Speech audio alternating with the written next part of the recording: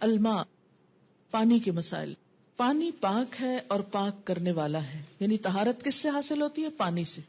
عن ابی ہریرہ رضی اللہ عنہ قال سأل رجل رسول اللہ صلی اللہ علیہ وسلم فقال یا رسول اللہ انا نرکب البحر ونحمل معنا القلیل من الماء فإن تودأنا به عطشنا افنتودأ بماء البحر فقال رسول اللہ صلی اللہ علیہ وسلم هو الطہور ماؤه الحل میتته رواہ احمد و ابو داود والنسائی والترمذی وابن ماجہ.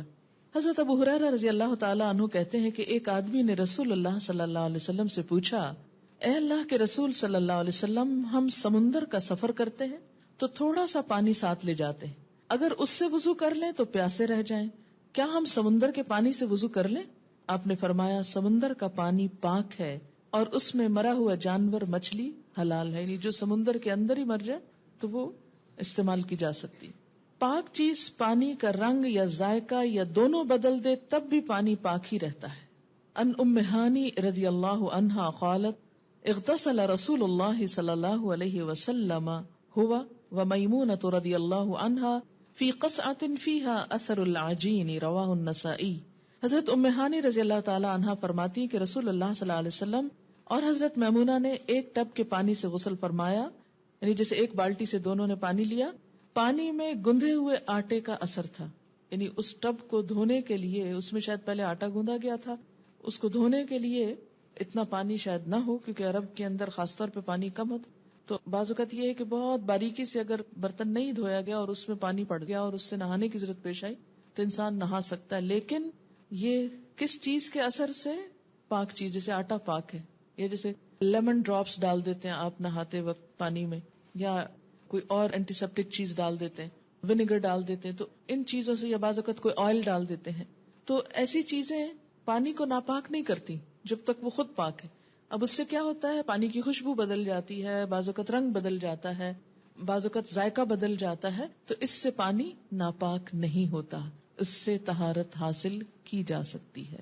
بلی کا جھوٹا پانی ناپاک نہیں ہوتا، یعنی اگر ٹب میں سے بلی پانی پی گئی تو اس سے آپ نہا سکتے ہیں. میاں بیوی دونوں بیک وقت ایک ہی برتن کے پانی سے وضو کر سکتے ہیں، یعنی مرد کے پانی میں ہاتھ ڈالنے سے پانی ناپاک نہیں ہوتا کہ اب بیوی اس پانی سے نہا نہیں سکتی، یا عورت کے پانی میں ہاتھ ڈالنے سے پانی ناپاک نہیں ہو جاتا کہ دوسرا نہیں نہا سکتا اس سے. ان عائشہ رضی اللہ عنہا قالت كنت اتودع انا ورسول اللہ صلی اللہ علیہ وسلم من اناء واحد قد اصابت منه الحرۃ قبل ذلك رواہ ابن ماجہ. حضرت عائشہ رضی اللہ تعالی عنہا فرماتی ہیں کہ میں اور رسول اللہ صلی اللہ علیہ وسلم ایک ہی برتن سے وضو کرتے، حالانکہ اس پانی سے بلی پی چکی ہوتی. اسے ابن ماجہ نے روایت کیا ہے. ان ابی قتادہ رضی اللہ عنہ ان رسول اللہ صلی اللہ علیہ وسلم قال فی الحرۃ انها لیست بنجس انما هي من الطوافین علیکم والطوافات رواہ ابو داود والنسائی والترمذی وابن ماجہ. حضرت ابو قتادہ رضی اللہ تعالی عنہ سے روایت ہے کہ رسول اللہ صلی اللہ علیہ وسلم نے بلی کے بارے میں فرمایا کہ یہ ناپاک نہیں ہے بلکہ تمہارے پاس گھروں میں آتی جاتی رہتی ہے. اسے ابو داود، نسائی، ترمذی اور ابن ماجہ نے روایت کیا ہے. استعمال شدہ پانی میں نجاست نہ پڑی ہو تو پاک ہی رہتا ہے. نجاست کا کیا معنی ہے؟ کوئی ڈرٹ یا فلتھ وغیرہ. ان جابر ابن عبد اللہ رضی اللہ عنہما قال جاء رسول اللہ صلی اللہ علیہ وسلم یعودنی وانا مریض لا اعقل فتودأ وصب علی من وضوئه فاقلت رواہ البخاری. حضرت جابر بن عبداللہ رضی اللہ تعالی عنہما کہتے ہیں کہ میں بیماری کی وجہ سے بے ہوش تھا، بخار وغیرہ ہوگا شاید. رسول اللہ صلی اللہ علیہ وسلم میری بیمار پرسی کے لیے تشریف لائے، آپ نے وضو کیا اور وضو سے بچا ہوا پانی مجھ پر ڈال دیا. یعنی جیسے کسی اونچی جگہ پر بیٹھ کے وضو وغیرہ کرتے ہیں، ہاتھ دھوئے، بازو دھوئے، چہرہ دھویا، تو وہ جو پانی بچا وہ پانی صرف جسم کو ٹچ کرنے سے ناپاک نہیں ہو جاتا، اسی پانی کو آپ نے حضرت جابر کے اوپر ڈال دیا تو ان کو ہوش آ گیا. اسے بخاری نے روایت کیا ہے. پانی میں نجاست شامل ہو جائے تو پانی ناپاک ہو جاتا ہے. ان جابر رضی اللہ عنہ ان رسول اللہ صلی اللہ علیہ وسلم انہ نہا ان یبال فی الماء الراکد رواہ مسلم. حضرت جابر رضی اللہ تعالی عنہ سے روایت ہے کہ رسول اللہ صلی اللہ علیہ وسلم نے کھڑے پانی میں پیشاب کرنے سے منع فرمایا. کھڑا پانی سے مراد کیا ہے؟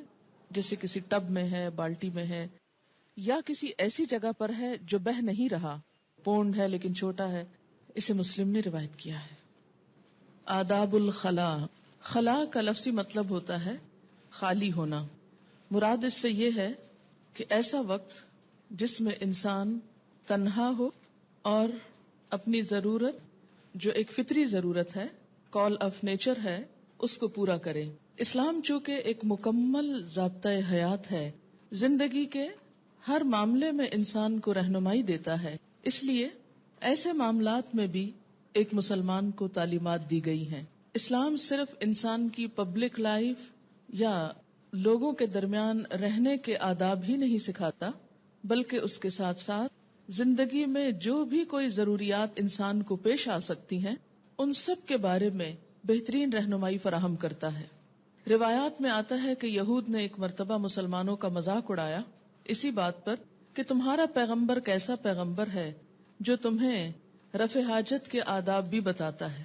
تو اس پر مسلمانوں نے کسی قسم کا کوئی احساس کمتری محسوس نہیں کیا، بلکہ اس کو دین کا ایک بہترین حصہ قرار دیا کہ ہاں واقعی ہمارا دین ہمیں چھوٹے چھوٹے معاملات میں بھی بہترین رہنمائی فراہم کرتا ہے، کیونکہ ہمارا دین کوئی مصنوعی دین نہیں، صرف ظاہریت کی اصلاح نہیں کرنا چاہتا، انسان کے ظاہر کے ساتھ اس کی تنہائی کے اوقات، اس کے اپیرنس سے لے کر اس کے انر سیلف، ہر چیز کی اصلاح اور تزکیہ اور بھلائی چاہتا ہے۔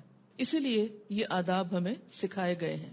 پہلی بات یہ کہ بیت الخلاء میں داخل ہونے اور نکلنے کے وقت دعا پڑھنا چاہیے، یعنی اس موقع پر بھی رب کو نہیں بھولنا چاہیے۔ ٹوائلٹ میں جاتے ہوئے کیا پڑھا جائے؟ ان انس رضی اللہ عنہ قال کان رسول اللہ صلی اللہ علیہ وسلم اذا دخل الخلاء یقول اللہم انی اعوذ بک من الخبث والخبائث، متفق علیہ۔ حضرت انس رضی اللہ تعالی عنہ فرماتے ہیں کہ رسول اللہ صلی اللہ علیہ وسلم جب بیت الخلاء میں داخل ہوتے تو فرماتے اللہم انی اعوذ بک من الخبث والخبائث، یا اللہ میں ناپاک جنوں اور جننیوں سے تیری پناہ مانگتا ہوں۔ اسے بخاری اور مسلم نے روایت کیا ہے۔ یاد رکھیے کہ گزشتہ زمانے میں لوگوں کے گھروں کے اندر ایسے انتظامات نہیں تھے۔ ایسی ضرورت پوری کرنے کے لیے لوگ عموماً گھر سے باہر دور خالی جگہ پر خلا میں چلے جاتے، جہاں دور دور تک کوئی نظر نہ آتا، ویرانہ جگہ ہوتی، اور ویرانہ ہونے کی وجہ سے بھی بسا اوقات اس بات کا خدشہ ہوتا کہ جن یا مؤنث جن یعنی جننیاں انسان پر حملہ آور نہ ہو۔ کیوں؟ اس لیے کہ ایسے موقع پر یعنی شیطان جو ہے وہ گندگی کو پسند کرتا ہے، عموماً جنوں کا ٹھکانہ ویرانوں میں ہوتا ہے، تو اس بات کا خطرہ تھا کہ وہ انسان کو نقصان نہ دیں۔ ہم دیکھتے ہیں کہ دور جاہلیت میں عرب ایسی جگہوں پر جنوں کی پناہ مانگتے تھے کہ ہم جن کی پناہ میں آتے ہیں، جبکہ اللہ کے سوا کسی کی پناہ طلب کرنا درست نہیں۔ اس لیے آپ صلی اللہ علیہ وسلم نے کیا سکھایا کہ میں پناہ مانگتا ہوں اللہ کی تمام جنات سے کہ وہ اس موقع پر نقصان نہ دیں۔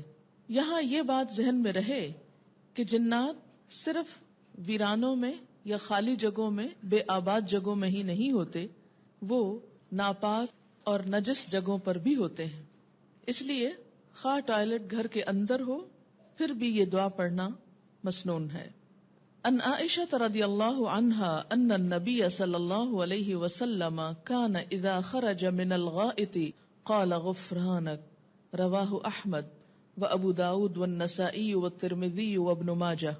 حضرت عائشہ رضی اللہ تعالی عنہا سے روایت ہے کہ نبی اکرم صلی اللہ علیہ وسلم جب بیت الخلاء سے باہر آتے تو غفرانکا، یا اللہ میں تیری بخشش چاہتا ہوں فرماتے۔ اسے احمد، ابو داؤد، نسائی، ترمذی اور ابن ماجہ نے روایت کیا ہے۔ سوال یہ پیدا ہوتا ہے کہ اس میں آخر کیا حکمت تھی کہ باہر آتے ہوئے انسان پھر دعا مانگے؟ یہ یاد رکھیے کہ بیت الخلاء کے اندر تو کچھ نہیں مانگا جائے گا، اللہ کا نام نہیں لیا جائے گا، لیکن جانے سے پہلے اور نکلنے کے بعد دونوں مواقع پر اللہ تعالیٰ کو یاد کیا جائے گا، اور دوسرے موقع پر بخشش کی دعا مانگی گئی کہ اللہ تعالیٰ کی یہ بھی ایک نعمت ہے کہ انسان کے جسم سے اس کی نجاستیں دور ہو جائیں اور انسان بیماریوں سے محفوظ رہے، اور مصیبتوں اور تکلیفوں سے چھٹکارا پانے کے لیے اور پانے کے بعد جو دعا مفید ہے وہ استغفار ہے۔ بیت الخلاء میں اللہ تعالیٰ کے نام والی کوئی چیز ساتھ نہیں لے جانی چاہیے۔ ان انس بن مالک رضی اللہ عنہ قال کان رسول اللہ صلی اللہ علیہ وسلم اذا دخل الخلاء وضع خاتمہ، رواہ الترمذی والنسائی وابن ماجہ۔ حضرت انس بن مالک رضی اللہ تعالی عنہ فرماتے ہیں کہ رسول اللہ صلی اللہ علیہ وسلم جب بیت الخلاء میں جانے کا ارادہ فرماتے تو اپنی انگوٹھی جس پر محمد رسول اللہ تحریر تھا اتار دیا کرتے تھے۔ وضع کا لفظ ہے جس کا مطلب ہے رکھ دیا کرتے تھے کہیں اور۔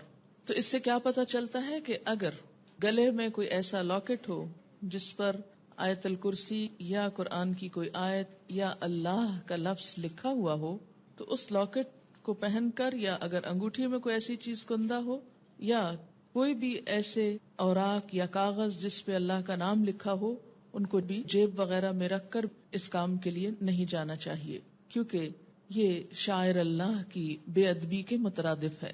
کھلے میدان میں رفع حاجت کے وقت منہ یا پیٹھ قبلہ کی طرف نہیں کرنی چاہیے، البتہ طہارت خانے کے اندر یا دیوار کی اوٹ میں ایسا کیا جا سکتا ہے۔ ان ابی ہریرہ رضی اللہ عنہ ان رسول اللہ صلی اللہ علیہ وسلم قال اذا جلس احدکم على حاجة فلا يستقبلن القبلة ولا يستدبرها، رواہ مسلم۔ حضرت ابو ہریرہ رضی اللہ عنہ سے روایت ہے کہ رسول اللہ صلی اللہ علیہ وسلم نے فرمایا، جب کوئی آدمی رفع حاجت کے لیے بیٹھے تو منہ یا پیٹھ قبلے کی طرف نہ کرے، یعنی قبلہ نہ سامنے ہو نہ پیچھے ہو۔ اسے مسلم نے روایت کیا ہے۔ لیکن دوسری روایت دیکھیے، ان ابن عمر رضی اللہ عنہما قال رقیت علی بیت اختی حفصہ فرأیت رسول اللہ صلی اللہ علیہ وسلم قائدا لحاجته مستقبل الشام مستدبر القبلة، رواہ مسلم۔ حضرت عبداللہ بن عمر رضی اللہ تعالی عنہما فرماتے ہیں کہ میں اپنی بہن ام المؤمنین حضرت حفصہ رضی اللہ تعالی عنہا کے گھر کی چھت پر چڑھا تو میں نے رسول اللہ صلی اللہ علیہ وسلم کو چھت پر رفع حاجت کے لیے بیٹھے ہوئے دیکھا۔ آپ صلی اللہ علیہ وسلم کا منہ شام کی طرف اور پیٹھ قبلے کی طرف تھی۔ اسے مسلم نے روایت کیا ہے۔ تو اس سے کیا پتہ چلتا ہے کہ کسی دیوار یا بند کمرے کے اندر اگر پیٹھ قبلے کی طرف ہو جائے تو کوئی حرج نہیں۔ مسلمان ملکوں میں تو عام طور پر ایسا ہوتا ہے کہ ٹوائلٹ بناتے وقت اس بات کا خیال رکھا جاتا ہے کہ قبلہ سامنے یا پیچھے کی طرف نہ ہو، لیکن عام طور پر جب آپ ایسے ممالک میں جاتے ہیں کہ جہاں پر کوئی بھی فن تعمیر اسلامی اصولوں کے تحت نہیں ہوتا تو وہاں بسا اوقات ایسی چیز دیکھنے میں آتی ہے کہ آپ کا رخ عین قبلے کی طرف ہوگا یا بیک ہو سکتی ہے، تو اس میں ایسا نہیں کہ انسان اپنی حاجت کو پورا نہ کرے۔ اسلام ایسا دین نہیں ہے کہ جو انسان پر ناقابل برداشت تکلیف ڈالے۔ ایسی صورت میں جب آپ ایسے ٹوائلٹس میں جائیں بغیر کسی پریشانی کے اسے استعمال کریں، کیونکہ یہ بات نبی صلی اللہ علیہ وسلم سے ثابت ہے۔ ہاں، جب آپ خالی میدان میں کہیں ہو تو اس میں یہ ہے کہ انسان پھر اس کے اپنے بس میں ہوتا ہے کہ جس طرف چاہے منہ کر لے، اور خالی میدان میں ایسا کرنا ممنوع ہے۔ رفع حاجت کے وقت پرائیویٹ پارٹ کو دایاں ہاتھ لگانا منع ہے، دائیں ہاتھ سے استنجا کرنا بھی منع ہے۔ ان ابی قتادہ رضی اللہ عنہ قال قال رسول اللہ صلی اللہ علیہ وسلم لا يمسكن احدكم ذكره بيمينه وهو يبول ولا يتمسح من الخلاء بيمينه ولا يتنفس في الاناء، رواہ مسلم۔ حضرت ابو قتادہ رضی اللہ تعالی عنہ کہتے ہیں کہ رسول اللہ صلی اللہ علیہ وسلم نے فرمایا، پیشاب کرتے وقت کوئی آدمی پیشاب کی جگہ کو دائیں ہاتھ سے نہ چھوئے، نہ ہی دائیں ہاتھ سے استنجا کرے، نہ ہی کوئی چیز پیتے وقت برتن میں پھونک مارے۔ اسے مسلم نے روایت کیا ہے۔ سوال یہ پیدا ہوتا ہے کہ ایسا کرنے سے کیوں منع کیا گیا؟ اسلام میں ہر چیز کا ادب سکھایا گیا ہے، اور ایک بنیادی ادب کیا ہے کہ سب اچھے کام، صاف ستھرے کام دائیں ہاتھ سے کیے جائیں، اور نجس کام یا جن چیزوں میں ناپاکی ہے وہ بائیں ہاتھ سے کیے جائیں۔ مثلاً اگر آپ کو ناک صاف کرنا ہے تو بایاں ہاتھ استعمال کریں. استنجا کرنا ہے، اور استنجا کا مطلب کیا ہے کہ اپنے آپ کو واش کرنا ہے رفع حاجت کے بعد، تو بائیں ہاتھ سے نجاست دور کریں. اسی طرح کھانے میں پھونک نہیں مارے. یہ تو آج ہم کو پتا چلا کہ انسان کی پھونک میں کاربن ڈائی آکسائڈ ہے جو ایک زہریلی گیس ہے اور نقصان دہ ہے صحت کے لیے، اس لیے اس کو نہیں پھونکنا چاہیے. لیکن 1400 سال پہلے یہ ادب سکھا دیا گیا کہ کھانے کے اندر مت پھونکو. بہت سے لوگ مسلمان ہوتے ہوئے ان آداب کو ملحوظ نہیں رکھتے اور اسلام کا حسن ختم ہو کر رہ جاتا ہے جو دراصل انسان کی شخصیت میں جھلکتا ہے. کیا گرم چائے ہے تو پھونکے مار مار کے پی رہے ہیں، نوالے کو ٹھنڈا کرنا ہے تو منہ سے ٹھنڈا کر رہے ہیں. یہ حرکتیں کسی مسلمان کی نہیں ہو سکتی.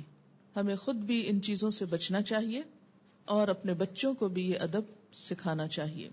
طہارت دائیں طرف سے شروع کرنی چاہیے. ان عائشہ رضی اللہ عنہا قالت ان کان رسول اللہ صلی اللہ علیہ وسلم لیحب التیمن فی طہورہ اذا تطہر وفی ترجلہ اذا ترجل وفی انتعالہ اذا انتعل. رواہ مسلم. حضرت عائشہ رضی اللہ تعالی عنہا فرماتی ہیں کہ رسول اللہ صلی اللہ علیہ وسلم طہارت کرنے، کنگھا کرنے، جوتا پہننے میں دائیں طرف سے آغاز پسند فرمایا کرتے تھے. اسے مسلم نے روایت کیا ہے.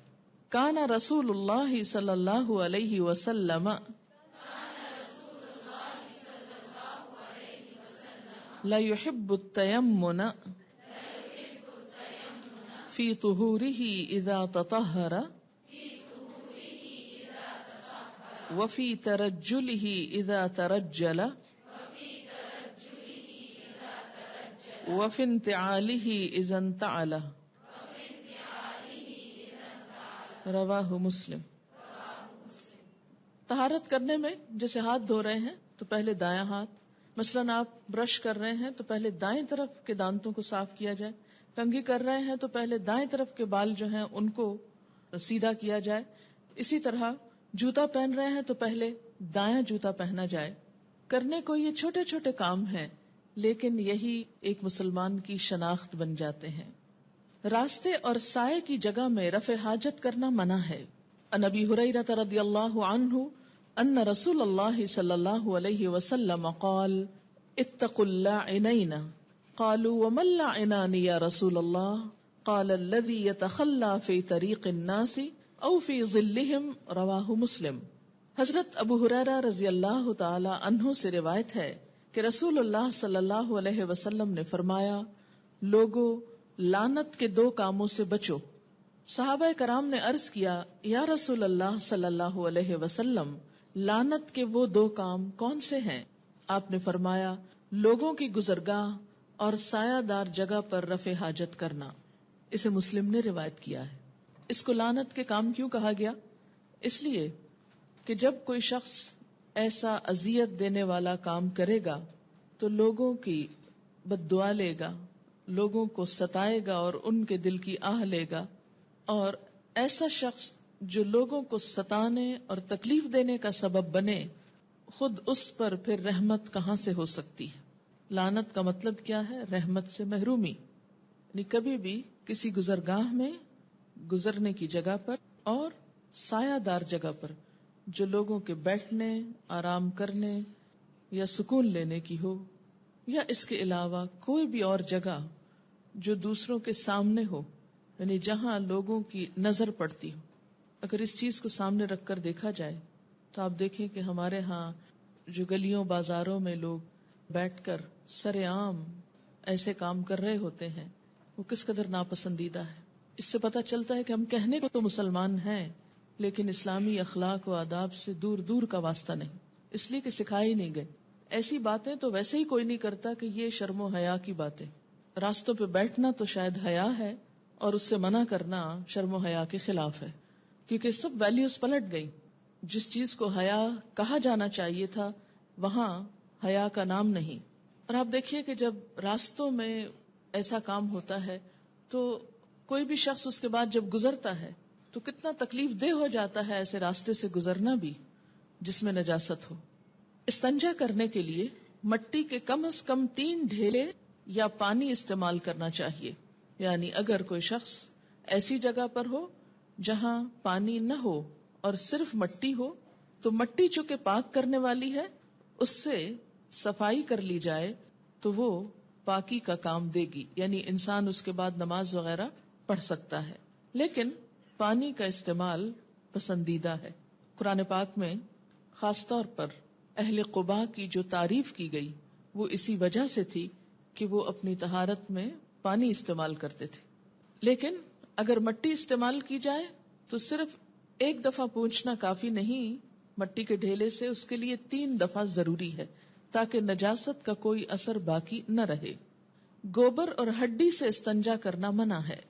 ان انس رضی اللہ عنہ قال کان رسول اللہ صلی اللہ علیہ وسلم يدخل الخلاء فاحمل انا وغلام نحوی اداوة من ماء وعنزة فیستنجی بالماء متفق علیہ۔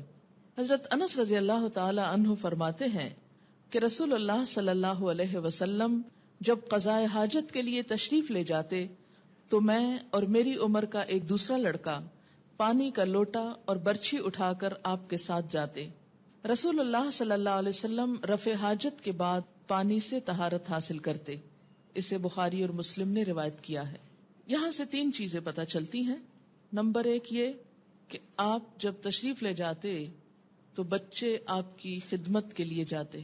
اس سے کیا پتہ چلتا ہے کہ بڑوں کی خدمت، خواہ وہ والدین ہوں، نانا نانی ہوں، دادا دادی ہوں، یا کوئی اور بزرگ ہوں یا استاد ہوں، ایسا کرنا بھی سنت سے ثابت ہے۔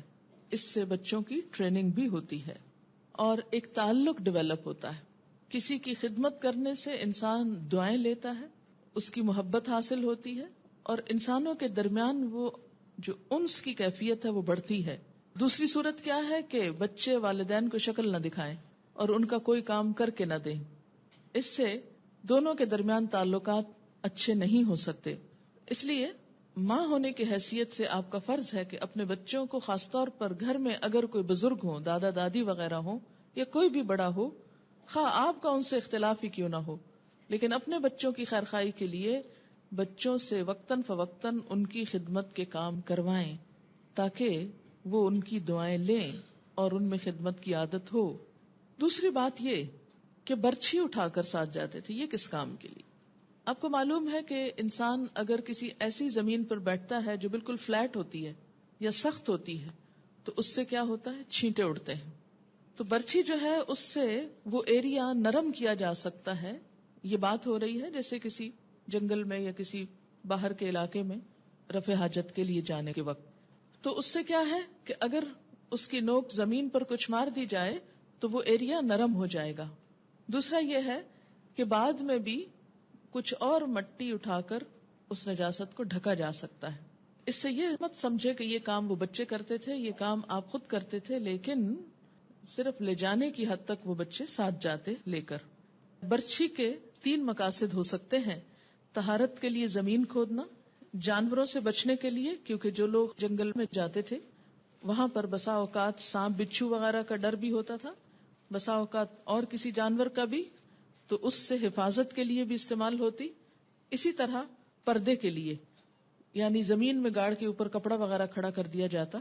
ان سلمان رضی اللہ عنہ قال قیل له قد علمکم نبیکم صلی اللہ علیہ وسلم کل شیء حتى الخراءة قال فقال اجل لقد نهانا ان نستقبل القبلة لغائط او بول او ان نستنجي باليمين او ان نستنجي باقل من 3 احجار او ان نستنجي برجيع او بعزم، رواہ مسلم۔ حضرت سلمان فارسی رضی اللہ تعالی عنہ سے کہا گیا از راہ تمسخر، مذاق اڑاتے ہوئے، تمہارے نبی صلی اللہ علیہ وسلم نے تمہیں ہر چیز کی تعلیم دی ہے، حتیٰ کہ پیشاب پخانہ کی بھی۔ یعنی یہ مذاق اڑایا جا رہا تھا کچھ لوگوں کی طرف سے، مسلمانوں کا، کہ یہ کیسا دین ہے، اس میں اتنی گندی باتیں کی جاتی ہیں۔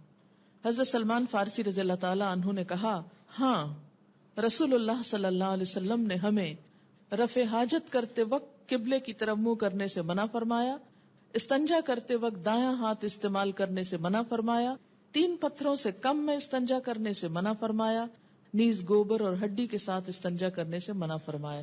اسے مسلم نے روایت کیا۔ یعنی بجائے شرمانے کے اور جھجکنے کے اور جھیپنے کے اور شرمندہ ہونے کے، کیا ہے، اس تعلیم کو واضح کر دیا جائے کہ ہاں ہم ایسے مواقع پر بھی نہایت ادب والے لوگ ہیں، بہت سے ایٹیکیٹس جانتے ہیں۔ نماز سے قبل بیت الخلاء سے فارغ ہونا ضروری ہے۔ رفع حاجت کے وقت نماز کھڑی ہو جائے تو پہلے اطمینان سے رفع حاجت سے فارغ ہونا چاہیے، یعنی یہ بھی ادب کے خلاف ہے کہ انسان کو ضرورت کہیں اور جانے کی ہے اور وہ جائے نماز پہ کھڑا ہو جائے اور سارا دھیان اس کا کسی اور طرف ہی رہے، اس سے نماز میں خشوع و خضوع نہیں آ سکتا۔ ان عبد اللہ بن ارقم قال قال رسول اللہ صلی اللہ علیہ وسلم اذا اراد احدكم الغائط واقیمت الصلاة فلیبدأ به، رواہ ابن ماجہ۔ حضرت عبداللہ بن ارقم رضی اللہ تعالی عنہ کہتے ہیں کہ رسول اللہ صلی اللہ علیہ وسلم نے فرمایا، جب کوئی شخص بیت الخلاء میں آنے کا ارادہ کرے اور ادھر نماز کھڑی ہو جائے تو اسے پہلے بیت الخلاء سے فارغ ہو جانا چاہیے۔ اسے ابن ماجہ نے روایت کیا ہے۔ رفع حاجت کے لیے پردے کا اہتمام ضروری ہے۔ ان انس رضی اللہ عنہ قال کان النبی صلی اللہ علیہ وسلم اذا اراد الحاجۃ لم يرفع ثوبه حتى يدنو من الارض، رواہ الترمذی و ابو داود والدارمی۔ حضرت انس رضی اللہ تعالی عنہ فرماتے ہیں کہ نبی اکرم صلی اللہ علیہ وسلم رفع حاجت کے لیے بیٹھنے لگتے تو زمین کے قریب پہنچ کر کپڑا اٹھاتے، یعنی بیٹھنے کے قریب اپنے آپ سے کپڑا اٹھاتے، کھڑے ہو کر نہیں، تاکہ بے پردگی نہ ہو۔ اسے ترمذی، ابو داؤد اور دارمی نے روایت کیا ہے۔ ان جابر رضی اللہ عنہ قال کان النبی صلی اللہ علیہ وسلم اذا اراد البراز انطلق حتى لا يراه احد، رواہ ابو داؤد۔ حضرت جابر رضی اللہ تعالی عنہ فرماتے ہیں کہ نبی اکرم صلی اللہ علیہ وسلم جب رفع حاجت کا ارادہ فرماتے تو بستی سے اتنے دور نکل جاتے کہ کوئی بھی آپ کو دیکھ نہ پاتا۔ اسے ابو داؤد نے روایت کیا ہے۔ ایسے موقع پر تنہائی اور کسی کے سامنے نہ ہونا یہ بھی مہذب ہونے کی علامت ہے۔ آج کی بہت سی مہذب قومیں اس سے خالی ہیں، اس تہذیب سے، اس سلیقے سے۔ یونیورسٹی میں میری ایک کلیگ تھی، وہ چائنا گئی چھٹیوں میں، سمر میں، واپس آئی تو میں نے ان سے پوچھا کہ کیسا رہا، تو انہوں نے بتایا کہ باقی تو سب ٹھیک تھا لیکن ایک چیز کی بہت تکلیف تھی، اور وہ یہ کہ سفر کے دوران بعض جگہ پر ایسے پبلک ٹوائلٹس میں جانے کا اتفاق ہوا کہ جہاں پردے کا پوری طرح اہتمام نہیں تھا، اور اس چیز کی بے حد تکلیف ہوتی تھی کیونکہ ان کے ہاں اس قسم کی شرم و حیا کا خاص تصور ہی نہیں تھا۔ لیکن اسلام ایسے مواقع پر یہ ادب سکھاتا ہے کہ انسان دوسروں کے سامنے نہ ہو، اور اس میں ایک حکمت، ایک بات تو شرم و حیا کی ہے ہی، لیکن دوسری حکمت کیا ہے کہ اس سے دوسروں کو اذیت بھی ہوتی ہے، تو دوسروں کو اذیت سے بچایا جائے۔ مٹی کے 3 ڈھیلوں سے استنجا کرنے کے بعد پانی استعمال کرنا ضروری نہیں۔ ان عائشہ رضی اللہ عنہا قالت قال رسول اللہ صلی اللہ علیہ وسلم اذا ذهب احدكم الى الغائط فليذهب معه ب3 احجار يستطيب بهن فانها تجزئ عنه، رواہ احمد و ابو داود والنسائی والدارمی۔ حضرت عائشہ رضی اللہ تعالی عنہا کہتی ہیں کہ رسول اللہ صلی اللہ علیہ وسلم نے فرمایا، جب رفع حاجت کے لیے جاؤ تو مٹی کے 3 ڈھیلے ساتھ لے جاؤ، پانی کی بجائے یہی کافی ہے، یعنی ڈھیلوں سے مکمل طہارت حاصل ہو جائے گی جس کے بعد نماز پڑھنا جائز ہے، الا یہ کہ اگر پانی ہو تو استعمال کرنا افضل ہے، اگر نہیں تو دل میں کوئی خلش نہ رہے کہ ہم ناپاک ہیں اور ہم نماز نہیں پڑھ سکتے۔ مٹی سے بھی مکمل طہارت حاصل ہو جاتی۔ استنجا اور وضو کے لیے الگ الگ برتن استعمال کرنے چاہیے، یعنی وضو کا لوٹا الگ ہو، استنجے کا لوٹا الگ ہو۔ اور اس کی وجہ کیا ہے؟ بنیادی طور پر کہ ہو سکتا ہے کہ استنجے کا لوٹا کسی وجہ سے نجس ہو گیا ہو، اور اگر اسی میں پانی ڈال کر کلی کر رہے ہیں، ناک میں پانی ڈال رہے ہیں، ہاتھ منہ دھو رہے ہیں، تو ہو سکتا ہے کہ نجاست کا کوئی حصہ جسم کے اندر چلا جائے اور وہ صحت کے لیے بھی نقصان دہ ہو، یا پھر یہ کہ اس سے مکمل طہارت حاصل نہ ہو۔ استنجا کرنے کے بعد ہاتھ پاک کرنے کے لیے کلمہ شہادت پڑھنا سنت سے ثابت نہیں.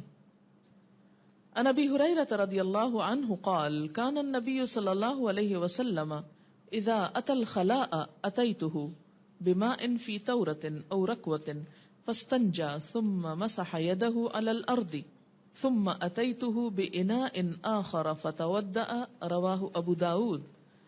حضرت ابو ہریرہ رضی اللہ تعالی عنہ فرماتے ہیں کہ نبی اکرم صلی اللہ علیہ وسلم جب بیت الخلاء کے لیے تشریف لاتے تو میں آپ کو پانی کا لوٹا یا چمڑے کی چھاگل لا کر دیتا. آپ صلی اللہ علیہ وسلم استنجا کرتے اور مٹی پر ہاتھ مل کر صاف کرتے. پھر میں آپ کو دوسرے برتن میں پانی دیتا تو آپ وضو فرماتے. اسے ابو داؤد نے روایت کیا ہے. اس سے بھی کیا پتہ چلتا ہے کہ ایک تو وضو اور استنجے کا برتن الگ الگ، دوسرے اگر صابن میسر نہ ہو، بعض اوقات آپ ایسی جگہ پر ہوتے ہیں کہ جہاں صابن نہیں ہوتا، تو ایسے موقع پر بھی انسان کو ہاتھ صاف کرنے چاہیے، اور اس کے لیے مٹی بہترین جراثیم کش ہے. مٹی کے ساتھ ہاتھ رگڑ کر، جیسے برتنوں کے اوپر بسا اوقات لوگ راکھ اور مٹی وغیرہ مل کے ان کو صاف کرتے ہیں، اسی طرح ہاتھوں کے اوپر بھی مٹی مل کے ان کو دھویا جا سکتا ہے. رفع حاجت کے دوران بات کرنا منع ہے. ان ابن عمر رضی اللہ عنہما ان رجلا مر ورسول اللہ صلی اللہ علیہ وسلم یبول فسلم فلم يرد علیہ رواہ مسلم. حضرت عبداللہ بن عمر رضی اللہ تعالی عنہما سے روایت ہے کہ رسول اللہ صلی اللہ علیہ وسلم پیشاب کر رہے تھے. ایک آدمی کا ادھر سے گزر ہوا، اس نے آپ کو سلام کیا لیکن آپ نے اس کا جواب نہیں دیا. اسے مسلم نے روایت کیا ہے. رفع حاجت کرنے کے بعد استنجا کرنے سے طہارت حاصل ہو جاتی ہے. وضو کرنا ضروری نہیں، یعنی کر لیا جائے تو اچھا ہے، لیکن اگر کوئی وضو نہیں کر سکتا تو صرف استنجا بھی کافی ہے. ان ابن عباس رضی اللہ عنہما یقول كنا عند النبی صلی اللہ علیہ وسلم فجاء من الغائط وأتي بطعام فقيل له ألا تتودع قال لما للصلاة رواہ مسلم. حضرت عبداللہ بن عباس رضی اللہ تعالی عنہما فرماتے ہیں کہ ہم نبی اکرم صلی اللہ علیہ وسلم کے پاس تھے. آپ رفع حاجت کے بعد تشریف لائے تو کھانا لایا گیا. عرض کیا گیا آپ کھانے سے پہلے وضو نہیں فرمائیں گے؟ آپ نے ارشاد فرمایا کیا نماز پڑھنا ہے کہ وضو کروں؟ اسے مسلم نے روایت کیا ہے. اور اس سے کتنی آسانی ہو گئی، ورنہ اگر استنجا کے بعد وضو بھی لازم ہوتا تو لوگ کتنی مشقت میں پڑ جاتے. رفع حاجت سے طہارت حاصل کرنے کے بعد ہاتھوں کو مٹی یا صابن وغیرہ سے اچھی طرح صاف کرنا چاہیے. ان میمونۃ رضی اللہ عنہا ان النبی صلی اللہ علیہ وسلم اغتسل من الجنابۃ فغسل فرجہ بیدہ ثم دلک بها الحائط ثم غسلها ثم تودأ وضوءہ للصلاة رواہ البخاری. حضرت میمونہ رضی اللہ عنہا ام المومنین سے روایت ہے کہ نبی اکرم صلی اللہ علیہ وسلم نے غسل جنابت شروع کیا تو پہلے اپنے بائیں ہاتھ سے شرمگاہ کو دھویا، پھر وہ ہاتھ دیوار پر رگڑا.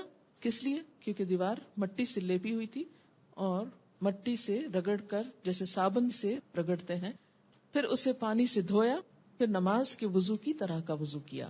اسے بخاری نے روایت کیا ہے. کھڑے ہو کر پیشاب کرنا منع ہے، البتہ بیماری یا تکلیف کے باعث کھڑے ہو کر پیشاب کرنے کی رخصت ہے. عن عائشہ رضی اللہ عنہا قالت من حدثکم ان رسول اللہ صلی اللہ علیہ وسلم بال قائما فلا تصدقوه ما كان يبول الا جالسا رواہ احمد والنسائی والترمذی وابن ماجہ. حضرت عائشہ رضی اللہ تعالی عنہا فرماتی ہیں کہ جو شخص یہ کہے کہ رسول اللہ صلی اللہ علیہ وسلم کھڑے ہو کر پیشاب کرتے تھے، اس کی تصدیق مت کرو، کیونکہ آپ صلی اللہ علیہ وسلم ہمیشہ بیٹھ کر پیشاب کرتے تھے. اسے احمد، نسائی، ترمذی، ابن ماجہ نے روایت کیا ہے.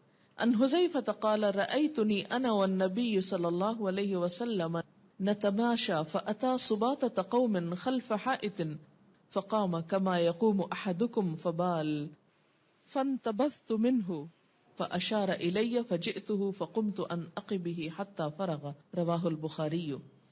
حضرت حذیفہ رضی اللہ تعالی عنہ فرماتے ہیں کہ میں اور نبی اکرم صلی اللہ علیہ وسلم جا رہے تھے کہ ہمارا گزر کسی قوم کے کوڑے کرکٹ کے ڈھیر پر ہوا، تو نبی صلی اللہ علیہ وسلم ایک دیوار کے پیچھے کھڑے ہوئے اور پیشاب کیا.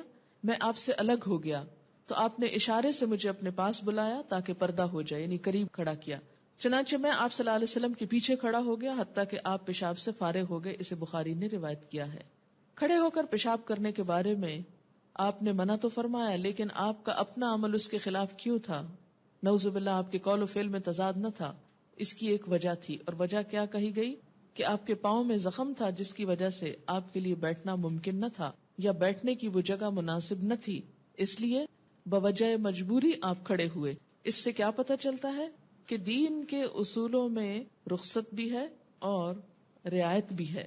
بیماری، بڑھاپا یا سردی کے باعث برتن میں پیشاب کرنا درست ہے، جیسے بوڑھے لوگوں کو بیڈ پر ہی اگر پیشاب کرانا مقصود ہو تو اس میں حرج نہیں. ان امیمۃ بنت رقیقۃ رضی اللہ عنہا قالت کان للنبی صلی اللہ علیہ وسلم قدح من ایدان تحت سریرہ یبول فیہ باللیل، رواہ ابو داود والنسائی. حضرت امیمہ بنت رقیقہ رضی اللہ عنہما فرماتی ہیں کہ رسول اللہ صلی اللہ علیہ وسلم کی چارپائی کے نیچے ایک لکڑی کا پیالہ رکھا رہتا جس میں آپ صلی اللہ علیہ وسلم رات کے وقت پیشاب کیا کرتے تھے، یعنی دور جنگل میں نہیں جاتے یا گھر سے باہر نہیں جاتے. اس سے یہ بھی پتہ چلتا ہے کہ بیڈ روم کے ساتھ ہی اگر ٹوائلٹ ہو تو اس میں بھی حرج نہیں ہے، کوئی غلط بات نہیں ہے، کیونکہ اگر آپ کے بیڈ کے نیچے ایسا برتن تھا تو بیڈ کے ساتھ ہی ایسی جگہ کا ہونا کوئی باعث عار نہیں ہے. سوال یہ ہے ٹوائلٹ کے اندر اللہ کے نام کو نہیں لے جانا چاہیے، کوئی لکھی ہوئی چیز کو، تو جو لوگ وہاں پر اخبار اور رسالے پڑھتے ہیں ان کے بارے میں کیا خیال ہے؟ ایسا نہیں کرنا چاہیے اور یہ علم کی بے حرمتی ہے. نجاست والی جگہیں ایسی ہیں کہ جن سے جلد از جلد فارغ ہو جانا چاہیے، کیونکہ یہ سب چیزیں بھی عادت سے متعلق ہیں. آپ جس طرح اپنے آپ کو ٹرین کریں گے، بلکہ بچپن سے جس طرح آپ بچوں کو ٹرین کریں گے اسی طرح بڑے ہو کر وہ عادتیں پختہ ہو جاتی ہیں. تو ایسی عادات کو بدلنا چاہیے. وہاں نہ ذکر کیا جاتا ہے، نہ ہی کچھ پڑھا جا سکتا ہے، اور نہ ہی وہاں کتابیں وغیرہ اس طرح رکھنی چاہیے، کیونکہ نجس جگہ ہے یہ.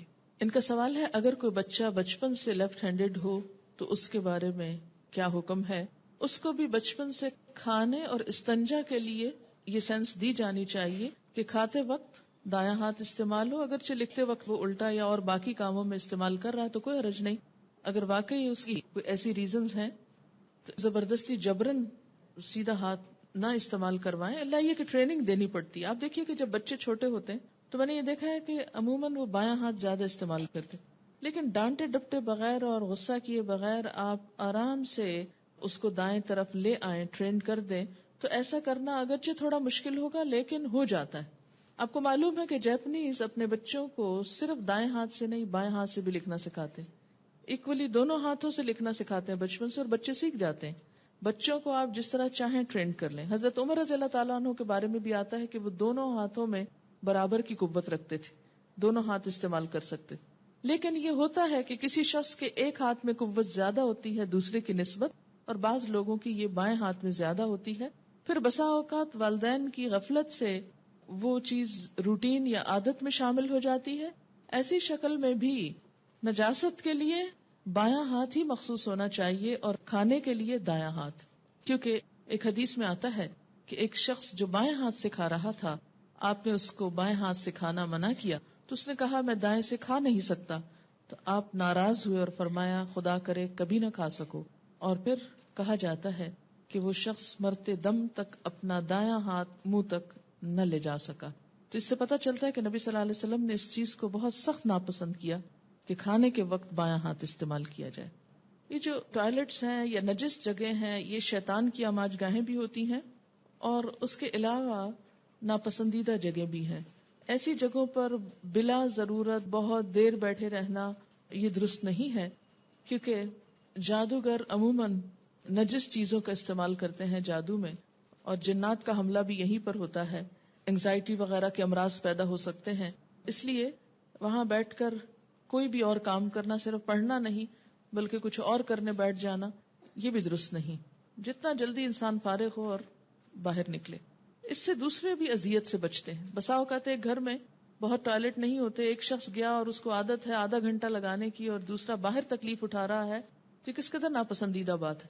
ہسبینڈ اینڈ وائف میں بعض اوقات صرف کلیشز اس بات پر ہو جاتے ہیں کہ ایک جو ہے وہ بہت زیادہ ٹائم اس میں استعمال کرتا ہے اور دوسروں کو بلا وجہ اذیت میں مبتلا کرتا ہے. تو اس میں یہ ہے کہ جتنا جلدی انسان ان چیزوں سے فارغ ہو تو بہتر ہے.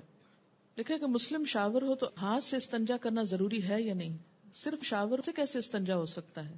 نجاست کو محسوس کرنا اور پھر اس کو صاف کرنا اور اس کا اطمینان کرنا کہ جسم پر کوئی نجاست باقی نہیں رہی، یہ ضروری ہے. اگر بیڈ کے نیچے ہی پیالہ رکھا گیا تو طہارت کیسے ہوگی؟ اس میں یہ ہے کہ طہارت کے 2 طریقے ہیں، مٹی کے ڈھیلے بھی اور پانی بھی.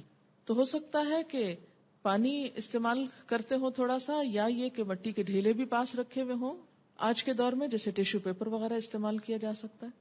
اذان کے وقت بیت الخلاء میں جا سکتے ہیں. دیکھیے کہ بیت الخلاء میں ضرورت کے وقت ہی جا سکتے ہیں، اور اگر ضرورت پیش آ گئی ہے تو اس سے کوئی فرق نہیں پڑتا کہ اذان ہو رہی ہے یا کسی مسجد میں درود شریف پڑھا جا رہا ہے یا کہیں تلاوت ہو رہی ہے. کوئی بھی چیز بیت الخلاء میں جانے کو مانے نہیں ہے. بس یہ ہے کہ وہاں آپ ساتھ اس کا جواب نہیں دیں گے، یعنی اذان کا جواب وہاں نہیں دیں گے. جیسے سلام کا جواب آپ نے نہیں دیا تو اذان کا جواب بھی نہیں دیں گے. ٹھیک ہے. انہوں نے سوال کیا ہے کہ اس کی لاجک کیا ہے کہ وہاں بات کرنا منع ہے. پہلی بات تو یہ ہے کہ دین کی بہت سی چیزوں میں اگر لاجک سمجھ نہ بھی آئے تو حکم پر عمل کرنا ضروری ہے. لیکن یہ کہ مسلمان ہونے کی حیثیت سے کوئی حرج بھی نہیں کہ انسان مختلف احکامات کی حکمت جاننے کی کوشش کرے. آپ دیکھیے کہ سلام کا جواب دینا منع، اذان کا جواب دینا منع، کوئی پڑھنے کی چیز لے جانا منع، یہ سب چیزیں کیا بتاتی ہیں؟ کہ صرف کام سے جاؤ اور کام کے بعد واپس آؤ اور وہاں گھر بنا کے مت بیٹھ جاؤ. ہاں، مومن پاکیزگی کو پسند کرتا ہے، گندی جگہوں سے اس کو کوئی دلچسپی نہیں ہوتی. اذا مروا باللغو مروا کراما. ہم واش روم کے اندر ہی وضو بھی کرتے ہیں تو کیا وضو شروع کرتے وقت بسم اللہ اور دیگر دعائیں پڑھ سکتے ہیں؟ منہ ہلائے بغیر دل کے اندر ہی دعا پڑھ لیں. اس میں ایسا ہے کہ آج کل کے جو واش رومز ہیں جن میں کوئی نجاست سامنے نہیں ہوتی اور سب کچھ پانی سے بہا دیا جاتا ہے، تو جب نجاست باقی نہیں رہتی تو باقی اگر اس جگہ کو نہانے کے لیے استعمال کیا جا رہا ہے، جو وضو کے لیے استعمال کی جا رہی ہے، اور وضو سے پہلے اگر دعا پڑھی جا رہی ہے اور بعد میں، تو اس میں حرج نہیں ہے. ہاں، اگر نجاست وہاں موجود ہے کسی بھی طرح تو اس صورت میں آپ نہیں پڑھیں گے، کیونکہ اللہ کا نام پاکیزہ ہے اور پاکیزہ جگہ پر ہی لینا چاہیے. انہوں نے 1-2 حکمت اور بھی بیان کی ہے، اور وہ یہ کہ انسان کے جسم سے جو فاسد مادے نکلتے ہیں اس میں مختلف قسم کے ہارمفل بیکٹیریا شامل ہوتے ہیں. اگر انسان ایسی جگہوں پر بہت دیر بیٹھا رہتا ہے تو اس بات کا احتمال ہے کہ ہوا کے ساتھ وہ بیکٹیریا اور وائرس شامل ہو کر دوبارہ انسان کی ناک کے راستے انسان کے جسم میں جائیں اور اس کو تکلیف دیں. دوسرا یہ کہ پیشاب کے اندر ایسڈ بھی ہوتا ہے، اور وہ جب جسم کو بہت دیر تک لگا رہتا ہے اور اس کو دھویا نہیں جاتا تو وہ بھی بیماری اور تکلیف کا سبب بنتا ہے. تو اس لیے کیا حکم ہے کہ ایسی اذیتوں سے، نجاستوں سے فارغ ہو کر اپنے آپ کو پاک کرو، صاف کرو اور فوراً وہاں سے ہٹ جاؤ. پھر آپ دیکھیے کہ مسلمان کو زیادہ دیر تک تنہائی میں بھی ننگے بیٹھنے سے منع کیا گیا ہے. واش رومز میں الماریاں اور ڈریسنگ کا سامان بھی ہوتا ہے، بچے بھی جاتے ہیں، ان کو تیار کرتے وقت باتیں بھی ہو جاتی ہیں، تو کیا یہ غلط ہے؟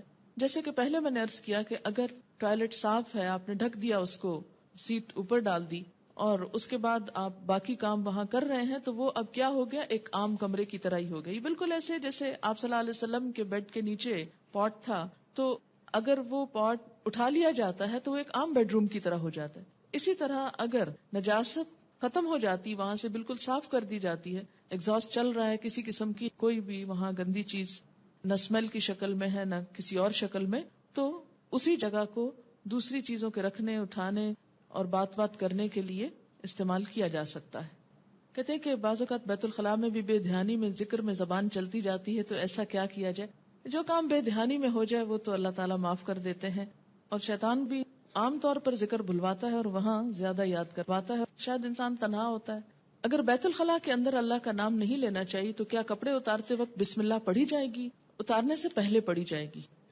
اور کپڑوں کا بھی حکم یہی ہے کہ بہت دیر اتار کر بغیر لباس کے نہ بیٹھا جائے. گوبر اور ہڈی کے استعمال کی ممانعت کیوں کہی گئی؟ ان دونوں میں جذب کی صلاحیت نہیں ہوتی. گوبر کو ایندھن کے طور پر استعمال کیا جاتا ہے، اکثر ان میں کیڑے پڑ جاتے ہیں جو نقصان دہ ہو سکتے ہیں اور وہ جسم کے اندر بھی جا سکتے ہیں. اسی طرح یہ کہ ہڈی کے بارے میں آپ صلی اللہ علیہ وسلم نے فرمایا کہ وہ تمہارے جن بھائیوں کی غذا ہے، یعنی انسان جیسے گوشت کھا کے ہڈی پھینک دیتا ہے تو جنات اس کو بطور غذا استعمال کرتے ہیں تو اس کو ناپاک نہیں کرنا چاہیے. پبلک ٹوائلٹس میں عام طور پر باہر کے ملکوں میں پانی نہیں ہوتا تو پھر کیا کیا جائے؟ اس کے 2-3 طریقے ہیں. ایک تو یہ کہ پیپسی کا کین وغیرہ جو ہوتا ہے یہ عام طور پر خالی مل بھی جاتا ہے، یا یہ کہ عموماً کوئی بھی سافٹ ڈرنک پینے کے بعد انسان اس کو تھوڑا سنبھال لے اور بیٹھنے سے پہلے کچھ نہ کچھ پانی ساتھ لے جائے. اس سے وہ باہر گرنے کا بھی اندیشہ نہیں ہوتا. اس سے پہلے ٹیشو سے اپنے آپ کو اچھی طرح صاف کر لے اور پھر واش کر لے. لیکن اگر کہیں کچھ بھی نہ ہو تو خالی ٹیشو سے بھی اگر ساری نجاست جذب ہو گئی ہے تو ٹھیک ہے. لیکن یاد رکھیے کہ ٹیشو کی ساخت اور صلاحیت اور مٹی میں فرق ہے. مٹی مکمل طور پہ پاک کر دیتی جبکہ ٹیشو مکمل طور پہ پاک نہیں کرتا. اس سے پھر بھی جسم کے اندر کچھ نہ کچھ چیزیں رہ جاتی. یعنی پہلے بھی آپ کو بتایا گیا تھا کہ مٹی کے اندر کچھ ایسے بیکٹیریاز ہوتے ہیں کہ جو اس نجاست کو ختم کرنے کا سبب بنتے ہیں. تیمم کے اندر یہ حکمت بتائی گئی تھی. آپ ایکٹینومائسیٹس مٹی کے اندر ہوتے ہیں جو نجاست کو صاف کرنے کا سبب بنتے ہیں، لیکن ٹیشو پیپر کے اندر ایسی چیز نہیں ہوتی. اس لیے ان دونوں کی ماہیت میں فرق ہے. اگرچہ بوقت ضرورت جب کچھ اور میسر نہیں اور صرف ٹیشو ہے تو صاف کر لیجئے اور نماز نہیں چھوڑیے، نماز پڑھ لیجئے. آپ نماز ہو جائے گی، کیونکہ یہ رخصت ہے کہ اگر کسی شخص کے پاس دوسرا لباس نہیں اور ایک ہی لباس ہے اور وہ نجس ہے اور سخت مجبوری ہے تو وہ نماز نہیں چھوڑے گا، وہ اس لباس میں بھی نماز پڑھے گا. ان کا سوال یہ ہے کہ اگر پیالہ خالی چھوڑ دیا جائے اور اس سے پورے کمرے میں جرمز پھیل جائیں گے تو یہ ہے کہ پیالہ ڈھکا بھی تو جا سکتا ہے نا. ٹھیک ہے، یعنی آپ صلی اللہ علیہ وسلم کے اندر جتنی طہارت اور پاکیزگی تھی وہ شاید دنیا کے کسی اور انسان کے اندر ہو.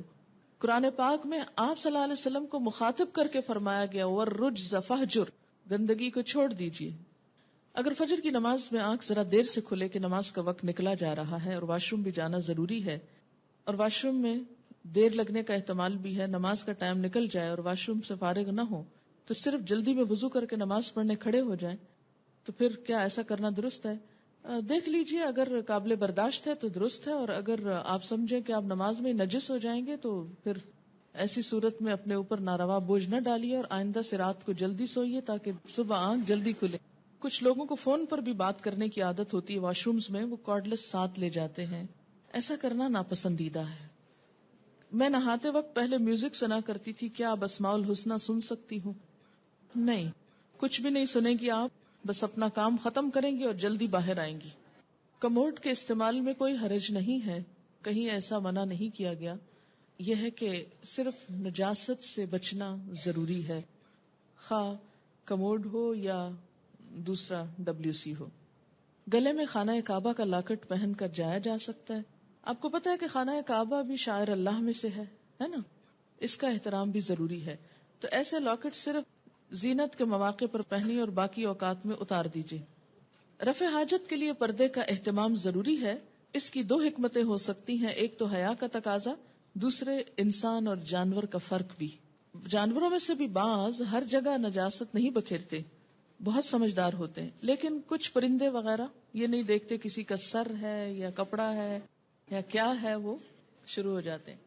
ایسی جگہوں پر کوئی بات نہ کرنے کی ایک وجہ یہ بھی ہے کہ فرشتے جو ہیں حفاظت کے اور دوسرے فرشتے وہ اس وقت ساتھ چھوڑ دیتے ہیں، تو اس وقت زیادہ دیر لگانا اپنے آپ کو حفاظت سے محروم کرنا ہے. اسی وجہ سے پھر جنات کا حملہ بھی ہوتا ہے نا. کیا تسبیح جیب میں رکھ کر باتھ روم جا سکتے ہیں؟ کیا تسبیح شاعر اللہ میں سے ہے؟ وہ تو صرف گننے کا ایک آلہ ہے. یاد رکھیے کہ شاعر اللہ صرف وہ ہیں کہ جن کو اللہ تعالیٰ نے خود شاعر بنایا ہے. مثلاً قرآن پاک ہے، یا پھر مساجد ہیں، یا پھر اسی قسم کی اور چیزیں. جو آلات ہیں وہ شاعر نہیں ہیں. ان کا جواب بہت اچھے کہتے ہیں، ہم انگلیوں پہ بھی تسبیح پڑھتے ہیں، پھر انگلیاں بھی تو ساتھ لے جاتے ہیں. بیسیکلی جو بنیادی فرق ہے وہ کیا ہے کہ ہمیں منع کیا گیا ہے لکھی ہوئی چیز لے جانے سے. ٹھیک ہے، خانہ کعبہ کی بات ہوئی تھی، اب آپ کہیں گے وہ تو لکھی چیز نہیں، لیکن خانہ کعبہ ماڈل ہے. اللہ نے جس کو اپنا گھر کہہ دیا اس لیے اس کی بات کچھ اور ہے، اس کے گرد تو طواف بھی کیا جاتا ہے. اس کے ماڈل کو لے جانا اور ایک عام بیڈ کو لے جانا یہ 2 مختلف چیزیں ہیں. سوال ہے، بعض اوقات بیت الخلاء جانے کے بعد دعا یاد آتی ہے، اس پر کیا کریں؟ کیا اندر پڑھیں گے؟ پھر جو بھول گیا سو بھول گیا، جو ہو چکا سو ہو چکا. اندر بیٹھ کر دعا نہیں پڑھی جائے گی. ٹھیک ہے، کبھی کبھی باتھ روم میں اذان کی آواز آتی ہے، خود بخود بے خیالی میں جواب دے دیتے ہیں، کیا یہ غلط ہے؟ بے خیالی بے دھیانی معاف ہے۔ حکم کیا ہے کہ جب کوئی چیز انسان بھول جائے تو جو ہی یاد آئے تو انسان اپنی اصلاح کر لے۔ مثلا نماز کے بارے میں آتا ہے کہ جب کوئی تم میں سے نماز پڑھنا بھول جائے تو جب یاد آئے پڑھ لے۔ ہاں، کلمہ طیبہ پڑھنا نہاتے وقت، یہ ہمارے یہاں ایک عام رواج ہے، اور عموماً یہ ایک تصور پایا جاتا ہے کہ جب تک نہانے کے بعد یا نہاتے وقت شاید کلمہ طیبہ نہ پڑھا جائے اس وقت تک انسان پاک نہیں ہوتا، اور خصوصاً اگر ناپاکی سے نہانا ہو۔ ایسی کوئی بھی چیز سنت میں موجود نہیں ہے۔ طہارت نیت کے ساتھ ہے، نہ کہ زبان سے کچھ لفظ بولنے کے ساتھ۔ کلمہ طیبہ سے جو پاکی حاصل ہوتی ہے وہ دل کی ہے، نہ کہ جسم کی۔ جسم کی پاکیزگی کے لیے پانی ہے، مٹی ہے،